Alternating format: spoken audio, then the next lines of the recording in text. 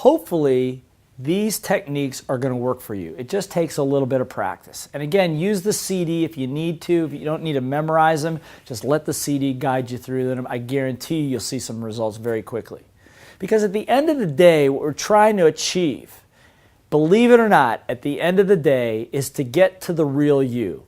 And what we call that is authenticity. That's right, being real, being the real you. Now, why would you say that's such a big deal? Go ahead, ask me. Say, Blair, why is that a big deal? Okay, great. So since you asked, I'll tell you. The reason it's such a big deal is that, remember I said before that the number one fear people has is the fear of public humiliation, not looking good. So therefore, remember our little school incident, is trying to please people, trying to look good for people, trying to make them happy with you for whatever case, but at the sacrifice of who you are. Now, why is that important? Because who you are as you came into this world is a huge, gigantic, very capable person. And if you check the record, you find most entrepreneurs that are successful, most leaders that are successful, parents that are successful, individuals that you gravitate toward, that you like the most, are people that are very real. What you see is what you get. The problem is for most of us is because we've spent so much of our lives being afraid of not being liked, being afraid of being criticized or embarrassed, is what we do is we try to please everybody. What if I were here to tell you that who you are is not only good enough, but more than good enough? More than good enough to be the person you want to be, to accomplish the things you want to accomplish. Well, that's right. So part of Little Voice Mastery is as you practice these techniques is to get back to the real you. And we're going to talk about here in a few moments how to do that.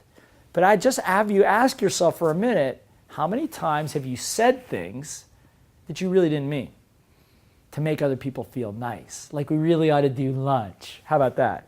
Or we really ought to get together next week. Why? Because you want them to like you? But what's the cost of that? Because every time you do that, you become very good at putting on the mask again and putting on the mask again until after a while, the mask doesn't come off so easy and you forget who you are. You forget your values. You are a person that has a deep set of values. Values like love, integrity, abundance, joy, these kinds of things. When you lead from that, then you become strong. Then you can create rules. Then you can create a code of honor for yourself. And then you have the self-confidence to be who you are. Look, in sales, this is a really big deal, right? When you deal with a person in sales, don't you want to deal with somebody that you can trust?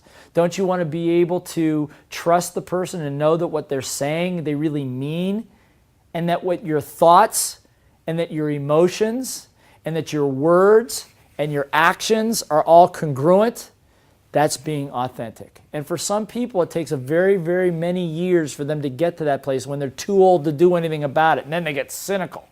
I'm sure you've seen some of that.